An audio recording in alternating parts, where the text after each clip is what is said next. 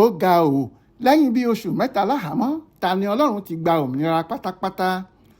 Lọ́jọ́bọ̀ tọ́sídẹ̀ẹ́ ọjọ́ 16 oṣù kọkànlá yìí ní ilé-ẹjọ́ májísírèètì kan tó fìlú Ìlọrin ṣe ibùjókòó gba béèlì Abdulazeez Adégbọlá tí ìnagijẹ rẹ̀ ń jẹ́ Ta-Ni-Ọlọrun pẹ̀lú mílíọ̀nù 2 náírà lẹ́yìn ọjọ́ 99 lọ́gbà ẹ̀wọ̀n.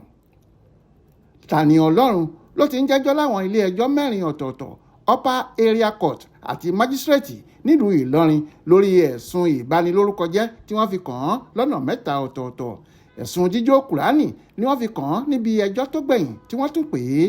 Tẹ́ ò bá gbàgbé, nínú ẹjọ́ 4 tó ń jẹ́ ni wọ́n ti gba béèlì 2, ìyẹn èyí tí àáfàá Òkútagídí pè é àti èyí tí ẹgbẹ́ kan tí wọ́n ń pè ní Ògo Ìlọrin pè é tí kò sì tètè rí béèlì ẹjọ́ 2 yòókù gbà, èyí tó ń dá a dúró sí ọgbà ẹ̀wọ̀n.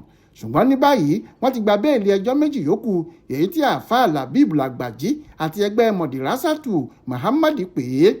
Ọ̀kan lára àwọn agbẹjọ́rò tó ń dúró fún Adémọ́lá Banks ló tún gbé ìwé béèlì rẹ̀ lọ síwájú ilé ẹjọ́ májísírèètì lọ́jọ́bọ̀ tọ́sídẹ̀ẹ́ ọjọ́ 16 pé kí adájọ́ wo oníbàárà rẹ̀ ṣe kó fún un ní béèlì kó máa wá jẹ́jọ́ láti ilé rẹ̀ nítorí pé oníbàárà òun ti rawọ́ ẹ̀bẹ̀ sí àwọn tó ṣẹ̀ fún ìdáríjì, ó sì ti kọ̀wé sí àwọn olùpẹ̀jọ́ pé kí wọ́n dáríjì òun.